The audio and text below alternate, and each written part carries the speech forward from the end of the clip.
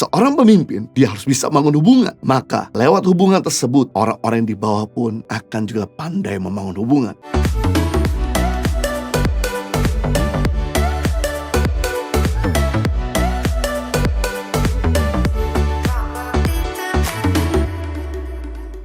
Yang kedua, pemimpin yang sehat bisa bangun hubungan. Pemimpin berbicara soal people, selalu bicara soal hubungan. Pemimpin yang baik adalah pemimpin yang punya hubungan yang baik. Pemimpin yang buruk adalah pemimpin yang punya hubungan yang buruk. Pemimpin yang sehat adalah pemimpin yang punya hubungan yang sehat. Jadi kita bisa lihat baik atau buruk ya seseorang bukan dari karismanya dia bicara, tapi bagaimana cara dia membangun hubungan. Sehat adalah sesuatu yang perlu dipertahankan, bukan hanya untuk satu kali saja. Kita perlu menjaga dan berani check up senantiasa untuk bisa melihat kesehatan kita. Sehat bukan suatu perasaan, karena sehat itu ada standar. Jika Anda sakit, Anda harus berjuang untuk sehat. Jika Anda sehat, Anda harus berjuang untuk tetap sehat. Jika Anda sehat, Anda tidak berjuang untuk tetap sehat, maka Anda akan sakit lagi. Jika Anda sehat, Anda tidak perlu diisolasi. Justru harus bisa bergaul lagi dan bisa menolak yang membahayakan kesehatanmu. Hanya orang sakit yang perlu diisolasi atau mengasingkan diri dari banyak orang. Jadi, pemimpin yang sehat hatinya adalah orang yang bisa membangun hubungan. Hanya pemimpin yang sakit hatinya yang akan sulit membangun hubungan. Orang yang mudah membangun hubungan adalah orang yang mudah sukses. Tapi orang yang susah membangun hubungan adalah orang yang susah sukses. Hubungan akan melahirkan otoritas. Orang akan mendengarkan saudara kalau Anda punya hubungan dengan orang itu. Kenapa anak kita lebih mendengarin pacarnya daripada orang tuanya? Karena pacarnya lebih punya waktu dan lebih punya hubungan daripada orang tuanya. Pemimpin yang baik adalah pemimpin yang touchable, bukan yang untouchable. Pemimpin yang baik adalah pemimpin yang bisa didekati, bukan sulit untuk didekati. Gimana? Apakah Anda jadi orang tua yang ditakuti oleh anak-anakmu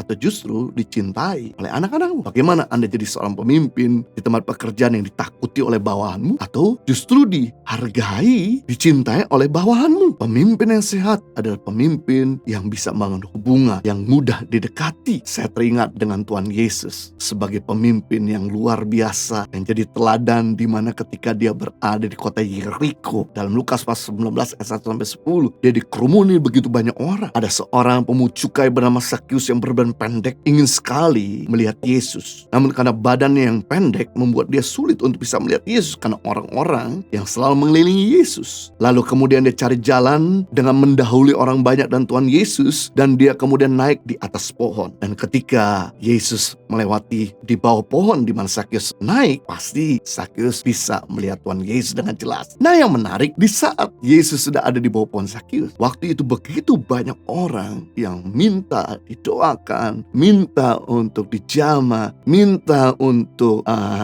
diberikan jawaban atas pertanyaan-pertanyaan mereka. Namun kemudian Yesus menyuruh mereka untuk kembali ke rumah. Dan Yesus mulai mengarahkan hati dan pikirannya kepada Sakius yang ada di atas pohon. Di mana Yesus berkata kepada Sakius, turunlah dari pohon sebab aku pengen menumpang makan di rumahmu. Nah, Anda harus tahu ketika ada seseorang mengajak engkau makan, berarti orang tersebut niat untuk membangun hubungan. Dalam hal ini, bukan Sakius yang mengajak Yesus makan, tapi justru Yesus yang rendah hati mengajak Sakius makan.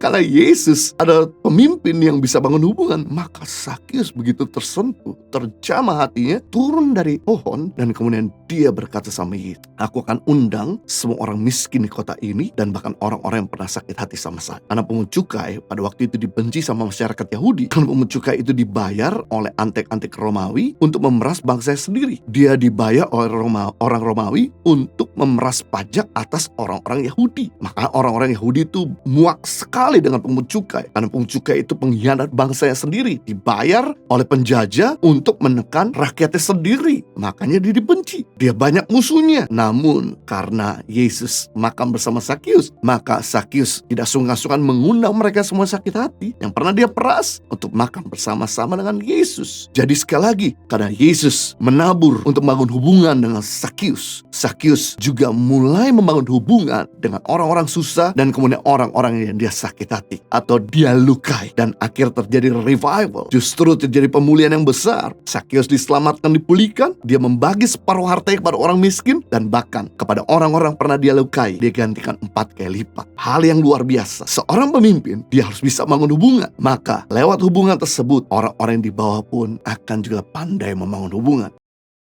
Gereja Impact Community Indonesia mengadakan 2 kali ibadah onsite, yaitu pukul 9 pagi dan 11 siang waktu Indonesia Barat di Hotel Santika Kelapa Gading.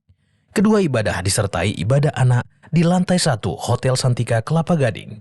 Pastikan kehadiran Anda.